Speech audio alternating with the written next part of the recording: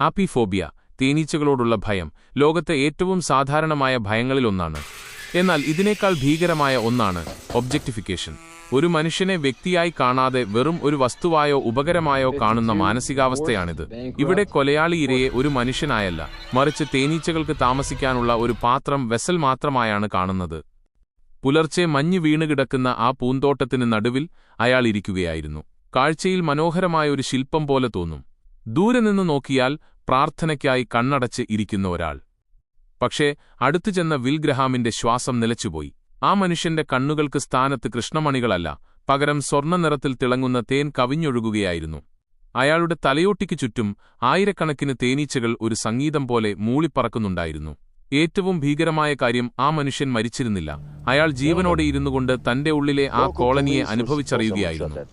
അന്വേഷണം ചെന്നെത്തിയത് താൻ ചെയ്യുന്നത് പുണ്യമാണെന്ന് വിശ്വസിക്കുന്ന ഒരു വൃദ്ധനിലേക്കായിരുന്നു. അയാൾ ഒരു കൊലയാളിയായിരുന്നില്ല, പകരം വേദന അനുഭവിക്കുന്നവർക്ക് ശാന്തി നൽകുന്ന ഒരാളായിരുന്നു. ഇരകളുടെ തലയോട്ടിയിൽ സൂക്ഷ്മമായി ദ്വാരങ്ങളിട്ട് മസ്തിഷ്കത്തിലെ വേദന തിരിച്ചറിയുന്ന ഭാഗങ്ങളെ അയാൾ മരവിപ്പിച്ചു.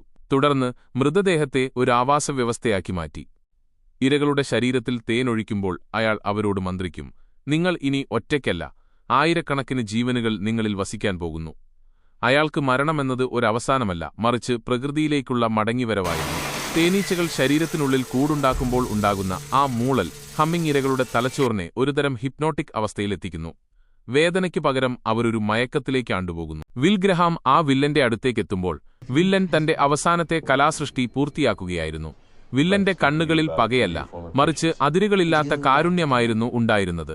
അയാൾ പറഞ്ഞു, സ്റ്റാർ, ഈ ലോകം വലിയ ബഹളമുള്ളതാണ്, പക്ഷേ ഈ തേനീച്ചകളുടെ മൂളൽ കേൾക്കുമ്പോൾ മറ്റെല്ലാം നിശബ്ദമാകും. സ്റ്റാർ ഒടുവിൽ നിയമം അയാളെ പിടികൂടുമ്പോഴും അയാൾക്ക് ഖേദമില്ലായിരുന്നു. കാരണം ആ പൂന്തോട്ടത്തിൽ അയാൾ ഉപേക്ഷിച്ചുപോയ ഇരകൾ ഇപ്പോൾ വെറും ശവങ്ങളല്ല, മറിച്ച് ജീവൻ തുടിക്കുന്ന തേനീച്ചക്കൂടുകളായി മാറിയിരുന്നു. അവർ പ്രകൃതിയുടെ ഭാഗമായി കഴിഞ്ഞു. ഭയാനകമായ ആ നിശബ്ദതയിൽ അപ്പോഴും തേനീച്ചകളുടെ ആ മൂളൽ മാത്രം ബാക്കിയായി. ഒരു മനുഷ്യന്റെ ശരീരം ഒരു ജീവനുള്ള ശില്പമായി മാറുന്ന ഈ കാഴ്ച ഹാനിബാൾ സീരീസിനെ മറ്റേതൊരു ക്രൈം ത്രില്ലറിൽ നിന്നും വ്യത്യസ്തമാക്കുന്നു. I saw him walk pain-free for the very first time in his life.